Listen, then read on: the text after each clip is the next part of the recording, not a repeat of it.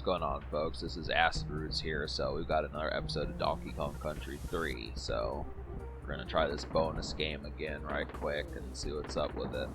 So yeah, just 40 minutes ago I was watching the news and such, and it was just talking about how inflation's going down, and another good news is gas prices are going down. So if you're watching this and you don't live in the United States, just understand that our gas prices and the United States are kind of high. At least they were back in June and stuff. It's just kind of like hell. So we're, economy, it's not the roaring 20s. It's kind of, we're trying, we're working on it. That's just kind of the concept, but kind of thinking like, yep.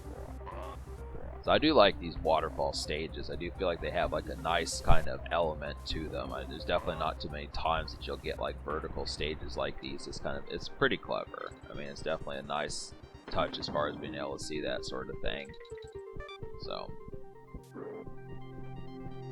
probably one of the more favored type of stages. I mean, I just did a little bit of recording segments for this game, like 10 minutes ago, something like that, and there's really quite a bit of stage archetypes that I don't really like in this game. And the first two Donkey Kong Country games, I mean, I really do feel like the second one is probably my favorite out of the trilogy, just because it had so many clever stage types, like the honeybee stages and the amusement park stages and the pirate stages and the swamp stages and the forest stages, the gloomy emo forest stages. Those are all really nice, but I think apart from maybe like the kind of like the lakeside stages and then like the waterfall stages, there's just not too many elements of this game that I've enjoyed too much.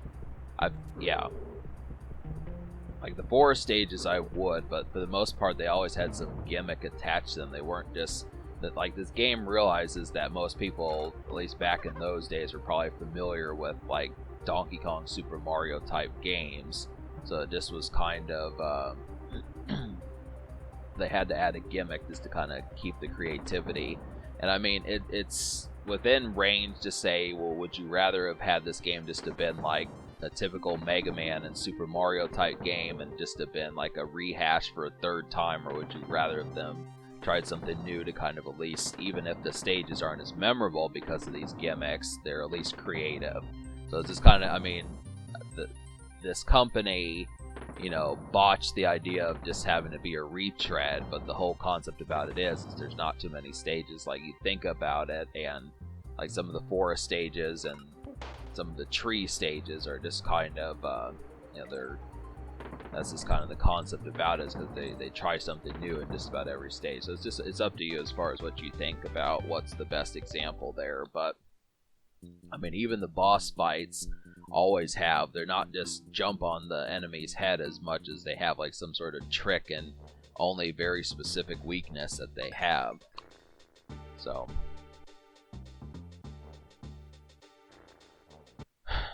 yeah, just trying to think of stuff, but I've got, I've been working on like my vlog channel and stuff. It's been interesting to kind of get that in motion, and just me trying to overall figure out like what's gonna kind of specifically happen. So like this fish here is like a frenemy, kind of your friend, kind of your enemy. Just, you have to keep him in good spirits by eating those clownfish. That's really about the only diet. He does not like the urchins, so if he eats too many of those, he'll eventually turn red in color, and if he gets too turned red in color, he'll attack you. So this kind of this is an example of a good, interesting gimmick stage, because this hasn't really been done in too many, side-scrolling, Mario type games like this. So it's just kind of, it's an interesting kind of amount just to be able to say that. But yeah, I want to say that this really hasn't. This is the only time that something like this is kind of, at least, it seems that way. But yeah, we'll get this bonus here and see what's up with that.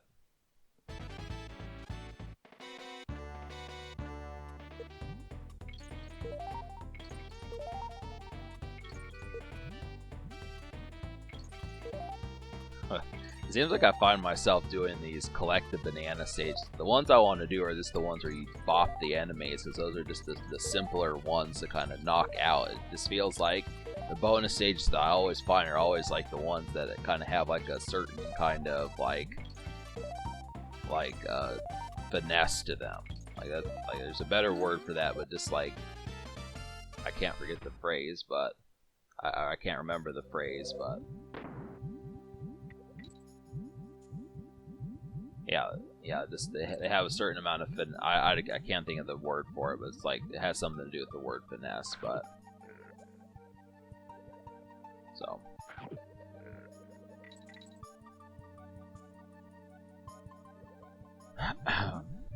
So I think you can tell that the boss in this world is going to be water themed. There's a lot of water stages this time around. It's interesting to kind of have gotten that, and you know, they just have a multitude of them. I really do like the Lakeshore ones. I'd have to say that those are pretty interesting as far as that kind of goes, but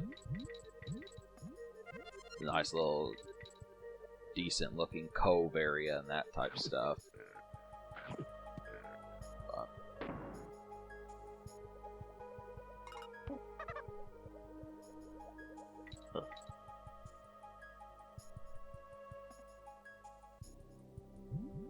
Yeah, sometimes there's no avoiding like this character getting an enemy. That's just, or getting an enemy basically. They're all enemies, but getting a bad, you know, a one that'll mess up. You get what I'm trying to say, the urchins. But just kind of underneath, like I don't know. Kind of could stand to go to McDonald's. I mean, I've been going kind of sporadically, but this has not been as much. I mean, I went there a bunch in June. Like, you know, when I was doing like those Sega videos, I went there a bunch that month. But it's just kind of, I've noticed that they've just been kind of interspersed more often. It's like, why am I not going to McDonald's? You know, there's something wrong with that. You know, I need to hit up McDonald's and Taco Bell and that type of stuff. It's just kind of, but I still feel like these videos, you know, for folks, if you're like, hey, McDonald's sounds awesome, I want to go to McDonald's. I mean, obviously with not that level of excitement, but yeah, I'm going to hit up McDonald's too. It's kind of like, yep, that's the whole situation. You watch this at like 3 o'clock in the morning, and that's kind of the main thing about it, you know.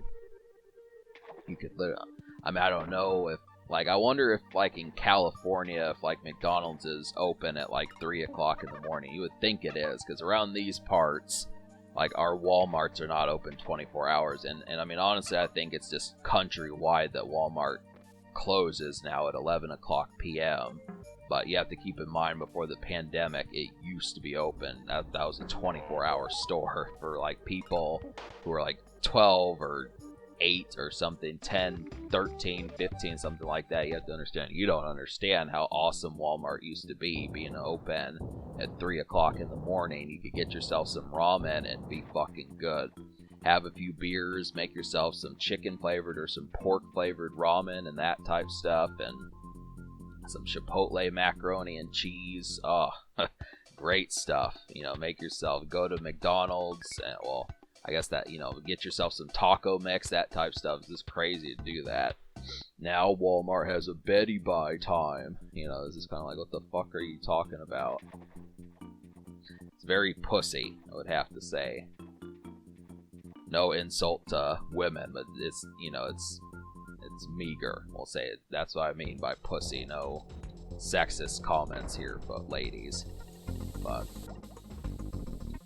so yeah, this is an enemy that's water-based, and like, really, I mean, this kind of gets tricky. I mean, really, I think if this boss would have kept going, I definitely would have had to have said that, like, it could have pretty much become a nightmare. They allowed this boss to be defeated right before this could have really started being annoying.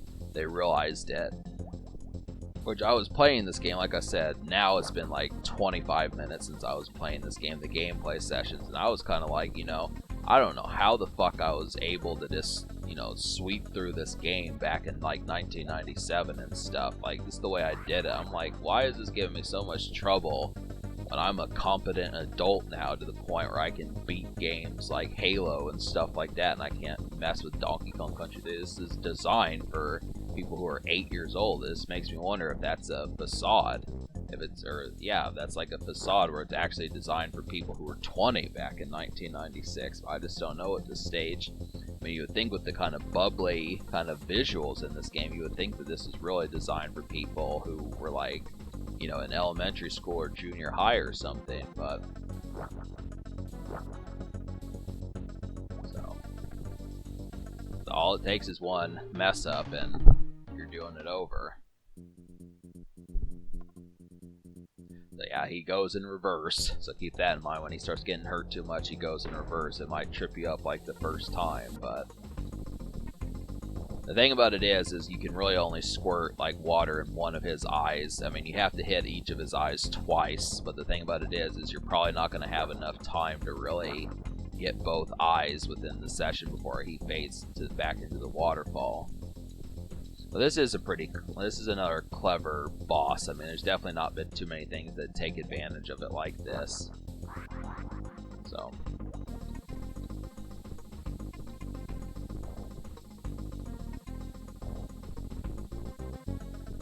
yeah, I just think this game is very underappreciated. I mean, if it weren't so like cute as a button, I would definitely say that this would probably have more popularity for me. I mean, I can play this game, but it just makes me think of like the youngins and that type stuff more so than like the concept of like saying, you know, being obsessed with this game. Like if I would have been the age that I am now back in 1996, I would have said, I think I'm gonna go out to like a club on a Friday night as opposed to being, you know, cruising at home playing Donkey Kong Country.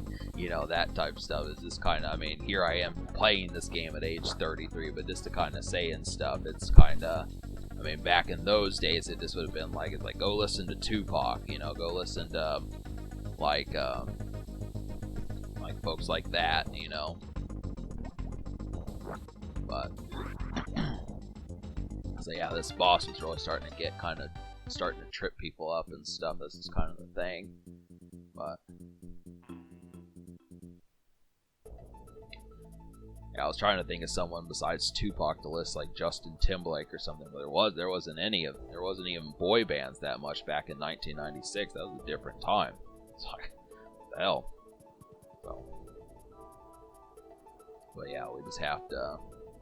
I'm gonna reach a save point. There's actually one other area I'm gonna do because I don't know how affluent I'm gonna be about like doing some of these extra bonus stages, but I at least feel like doing the occasional one. If it's in my path, if it's in my road, I'll do it. But if it just becomes to the point where I'm having to turn it into a collectathon, it's kind of like because I don't know. I mean, these bonus stages are actually kind of, they trip you up. That's the whole thing about it, is they can be kind of tough. I mean, I think that's like the whole thing, is this is kind of like, this is actually like a challenge that they're presenting to you. It's not so much just like, oh, do the bonus if you want, you know, you'll get 100%. It's actually like, hey, they're inspiring you. They're kind of prompting you to do it in this game. And Donkey Kong Country 2, it's like, hey, you do the bonus, you'll get the secret world. But in this game, it's kind of like, hey, if you want the true clout, you've got to do it. There's loads of stuff in this game to do with the bonuses. But these are memory games, so I'll talk about these really brief. There's only 10 seconds left, but you just have to remember like a button combination, you'll have it. Alright folks, I'll see you next time. Subscribe for more fun. Thanks for watching. Have a wonderful night.